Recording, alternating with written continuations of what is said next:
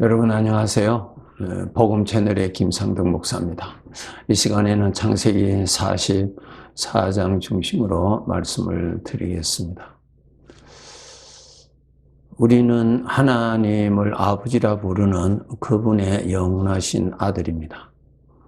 하나님이 우리 친아버지이십니다.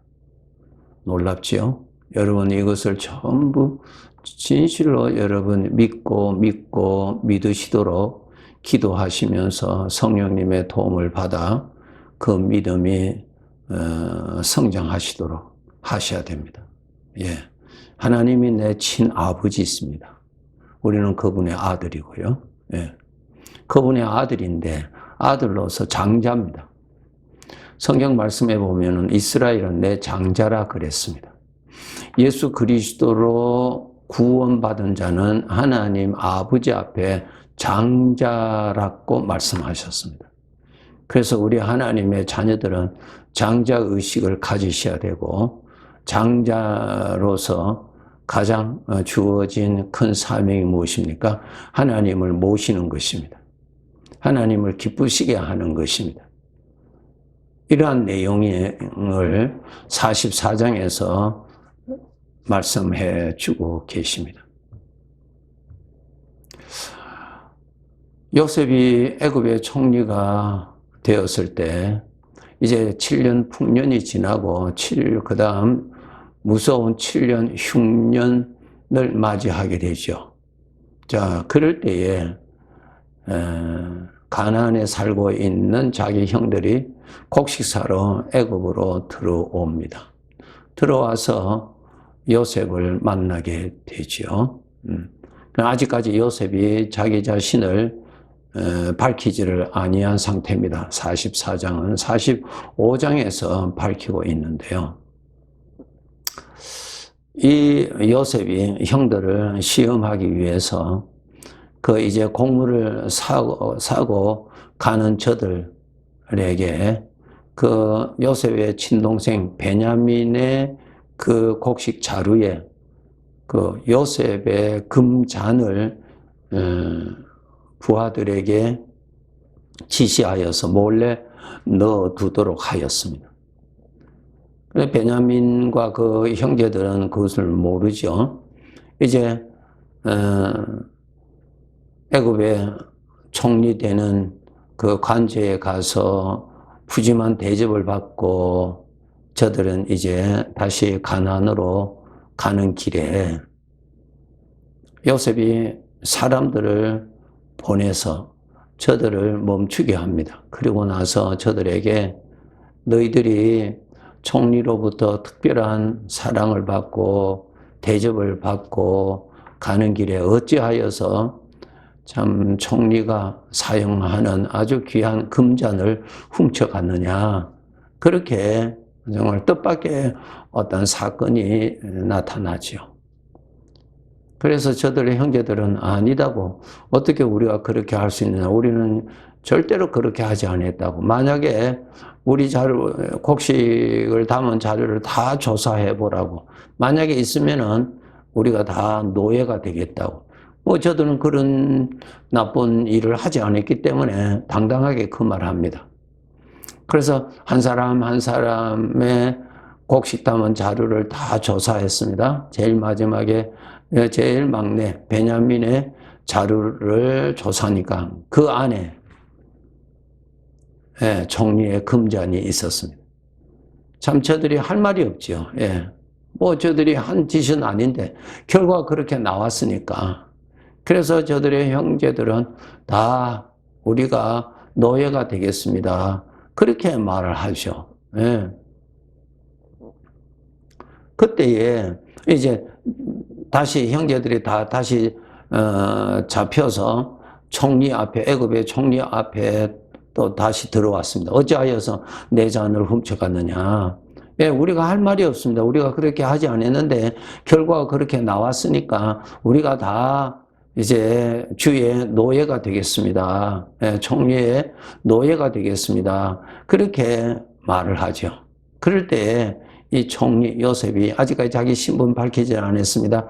아니다, 너희들이 다 노예가 될 필요 없이 그 자루가 나온 그 주인 베냐민만 노예가 되라.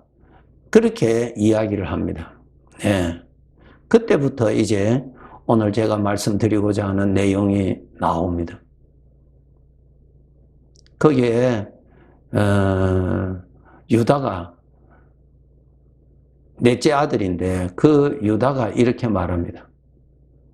참 주께서 우리에게 그 총리께서 우리를 이렇게 대우를 하셨는데 정말 이렇게 금잔이 나와서니 할 말이 없습니다. 우리가 다 노예가 되겠습니다. 그렇게 말을 하니까 아니다. 그럴 필요 없다. 금잔이 나온 그 자만이 노예가 되라 그럽니다. 그럴 때에 22절부터 보면은 이제 말합니다. 이 유다가. 참 만약에 이 아들이 집으로 돌아가지 아니하면은 나이 많으신 우리 아버지가 죽습니다. 예. 아버지의 생명과 아이의 생명이 서로 하나가 되어 있기 때문에 아버지는 이 아들을 보지 않고는 살 수가 없는 분이고, 더구나 이 아들이 애굽에서 노예가 되어 있다고 하는 사실을 아시면은 그냥 아버지는 결코 살 수 없습니다. 죽습니다. 네. 그러니까 참 내가 노예가 될 테니까 이 아이만은 우리 아버지를 생각해서 우리 형제들과 함께 보내달라고 그렇게 애걸을 합니다. 예. 이럴 때에 이 유다가 누구를 생각하냐면은 나이 많은 아버지를 생각하게 되죠. 예. 아버지는 이 베냐민이 없어. 이 베냐민이 자기 친아들 아닙니까? 참, 첫째 아들 요셉은 죽은 줄 알고, 이제 하나 남아있는 이 베냐민조차도 애굽의 노예가 된다고 했을 경우에, 그의 아버지는 살 수가 없다는 것을 그 형제들이 너무나 잘 알았습니다. 그것을 유다가 말을 합니다. 네. 이런 내용을 좀 더 이해하기 위해서 창세기 37장에 보시면은 그 형들이 요셉을 미워해서 죽이려고 하고 팔려고 하는 그런 내용이 37장에 기록되어 있죠. 이제 아버지의 심부름으로 이제 이 요셉이 형들이 있는 곳을 찾아옵니다. 찾아왔을 때 그 형들이 요셉을 아직까지 도착 안 하고 멀리서 오는 것을 보고 그를 죽여버리자 그랬습니다. 죽여버리고 짐승의 피를 그 옷에 발라서 아버지에게 보여주어서 아들이 이렇게 들에 짐승에 물려서 죽은 것을 우리가 시체는 찾지 못하고 옷은 가지고 왔다고 그렇게 하자. 그렇게 형들이 그런 의논을 하였다고 기록되어 있습니다. 그를 죽이자 그랬습니다. 그럴 때 큰아들 르우벤이 그 말합니다. 아니다. 그러지 말고 그도 우리 동생인데 우리가 죽이지 말자. 그냥 저게 물 없는 구덩이에 던져버리자고 그렇게 말합니다. 그렇게 말한 뜻은 나중에 이 요셉을 건져 살려주려고 그렇게 아버지에게로 돌려보내기 위해서 죽이고자 하는 형들의 그 상황에서 벗어나기 위해서 구덩이에 던지자고 제안을 합니다. 예. 그렇게 제안을 해서 구덩이에 던졌습니다. 구덩이에 던졌는데 조금 시간이 지나서 유다가 그 말합니다. 우리 동생을 저렇게 해서 죽이는 것보다는 지금 애굽으로 내려가는 상인 이스마엘 사람들이 지금 내려가고 있는데 우리가 그 사람한테 팔아버리자. 그 제안을 유다가 한 것입니다. 네. 우리가 직접 그래도 동생인데 죽이는 것보다는 그냥 노예로 팔아버리자. 그렇게 해서 팔아버렸던 것입니다. 그리고 그 옷은 요셉의 옷은 벗겨서 짐승을 잡아서 염소를 잡아서 그 피를 그 옷에 발려서 그것을 아버지에게 가져가서 우리가 오는 길에 이 옷을 발견했는데 이것이 아버지의 아들 요셉의 옷이 아닙니까? 그렇게 그 아들들이 했어요. 그때 아버지는 그 옷을 보고 사랑하는 요셉이 짐승에 찢겨 죽은 것을 알게 되고 참 너무너무 슬퍼하고 애통하고 정말 아픔 중에서 그가 살게 되었다는 것이 그렇게 37장을 읽으시면 나오게 됩니다. 그런데 오늘 44장에 보시면 이 유다가 아버지의 마음을 생각하는 것을 여기에 기록되어 있습니다. 22년이라는 세월이 지났습니다. 네. 이 유다는 이제 이 베냐민이 가지 아니하면은 여기에 잡혀 있으면은 아버지가 죽습니다. 아버지가 첫째 아들도 그렇게 죽어서 있는데 이 아들 하나마저도 이렇게 되면은 아버지는 죽습니다. 아버지의 마음을 생각하는 그 유다의 모습을 볼 수 있습니다. 이것이 아들로서 참 철이던 것이죠. 예. 고린도전서 13장 11절에 보시면은 내가 어렸을 때 말하는 것이나 깨닫는 것이나 생각하는 것이 어린아이와 같았지만은 이제는 장성한 사람이 되어서는 어린아이를 버렸다. 여러분, 우리들은 하나님을 아버지라 부르는 하나님의 아들이죠. 우리가 이 세상을 살아갈 때 크고 작은 문제들을 많이 만나게 됩니다. 그럴 때 여러분, 아버지의 마음을 생각하실 줄 아는 장자의 신앙을 가지도록 여러분 훈련하셔야 됩니다. 훈련하셔야 됩니다.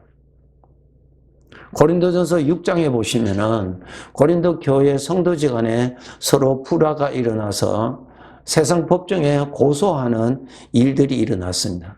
그때에 7절에서 이렇게 말씀하십니다.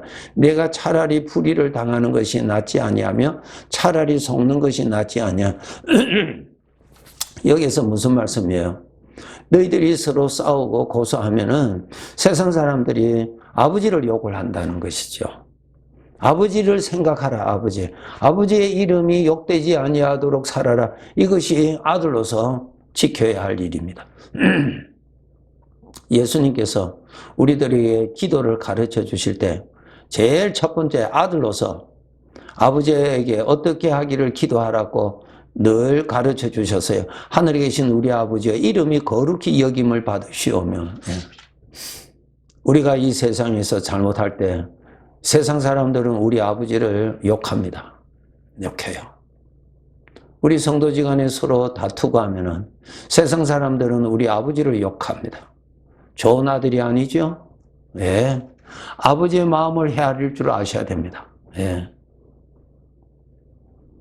7절에 내가 차라리 불의를 당하는 것이 낫지 아니하며 차라리 속는 것이 낫지 아니하.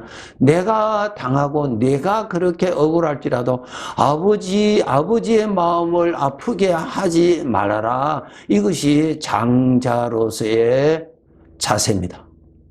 네. 그러면 아버지를 편안하게 모시는 것이죠. 아버지의 마음을 괴롭게 하는 자가 되지 말라. 우리가 어리면은 아버지의 마음은 전혀 생각하지 아니하고 내가 옳다고 하는 것만 주장하고 분쟁하고 싸우고 그렇게 됩니다. 이것은 무엇입니까? 자기만 생각하는 것입니다. 하나님 아버지 앞에서 아버지의 마음을 헤아리고 아버지의 마음을 기쁘시게 하는 자로 살아야 되는데 말입니다. 네. 에녹이라는 사람은 이 세상에 살 때 주님을 기쁘시게 하는 삶을 살았다. 장자죠. 예. 우리가 이 세상에서 억울한 일을 당해도 왜 참아야 됩니까? 왜 내가 견뎌야 됩니까? 우리 아버지의 이름이 욕됨을 받을까 싶어서 그랬다 말씀입니다. 차라리 내가 불의를 당하는 것이 낫지 아니하느냐 말씀하셨어요. 누구 때문에? 아버지 때문에. 예. 이렇게 아버지를 섬기느라고 내가 손해보고 내가 피해를 보고 내가 억울한 일을 당한 것은 여러분 이 말씀 꼭 기억하시기 바랍니다. 요한계시록 22장에 보시면은 그날에 내가 다 갚아주리라 그랬습니다. 여러분 이건 아셔야 됩니다. 그날에 내가 다 갚아주리라. 너 나 섬기느라고 내가 힘들었던 거, 내가 피해보았던 거, 내가 손해보았던 거 내가 다 갚아주리라 그랬습니다. 예? 다 갚아주리라 그랬습니다. 하나님 아버지의 마음을 생각할 줄 아는 장자가 되셔야 됩니다. 나만 생각하는 자 되지 말고요. 내 안에 일어나는 육신대로만 여러분 생각하지 마시고 어린아이예요. 어린아이. 이제는 아버지의 마음을 헤아릴 줄 알고 아버지께서 들으시니까 조심하고 아버지께서 같이 계시니까 조심하시고 모세는 아버지 앞에서 하나님 아버지 앞에서 가장 온유한 자였다 그랬어요. 모세 장자지요. 하나님 아버지 앞에서 가장 온유한 자였다. 하나님 앞에서 인생을 사는 자. 장자는 하나님을 가까이 모시는 자가 장자지요. 멀리 두고 있는 자는 장자라고 할 수 없어요, 여러분. 하나님 가까이서 하나님을 두려워할 줄 알고 하나님 앞에서 절제할 줄 알고 조심할 줄 알고 그래야 하나님이 기쁘시게 계시니까요. 그것이 장자로서 아버지를 모시는 모습이에요. 차라리 불의를 당하는 것이 낫지 않냐? 하나님께서 왜 모르세요? 다 아세요. 하나님이 나중에 다 갚아주리라 그랬습니다. 그런 것이 쌓아져야죠. 그런 것이. 여러분 누구에게로부터 칭찬받기를 원하세요? 하나님 아버지 앞에 우리가 다 갈 것입니다. 아버지께서 그날에 다 계산하시고 그날에 갚아주실 거 다 갚아주신다고 하셨어요. 내가 아버지 때문에 10불 손해보았다고 했을 때 천국 갔을 때 아버지가 10불만 갚아주시겠어요? 천만의 말씀. 여러분 아버지의 마음을 기쁘시게 하는 장자의 삶을 사시도록 나를 죽이고 내가 죽고 주님 앞에 겸손하고 주님 앞에 온유한 마음으로 섬길 수 있도록 살아있는 장자의 믿음 생활 하도록 노력하십시다. 네, 감사합니다.